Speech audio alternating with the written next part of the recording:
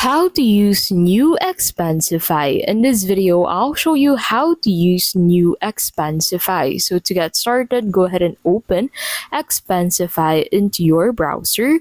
And then once you're on the website, go ahead and sign in into your Expensify account. So you can use your email or phone number to register for an account and make sure to enable two-factor authentication for security.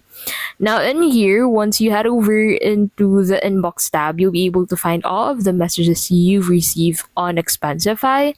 And then under the reports tab, you'll be able to find the expenses section, report section, and chat section. So by clicking on submit, you can go ahead and start creating a new report for your Expensify account.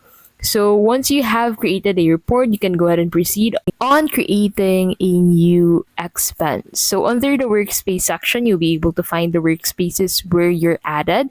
And then under the account section, you'll get redirected into your account settings. So on the inbox tab, you'll be able to find this message if you're actually a new user of Expensify. So here are a few things that you need to accomplish. So starting with creating your very first report, which you can actually do by clicking on this plus button at the bottom left of your screen, not on this chat.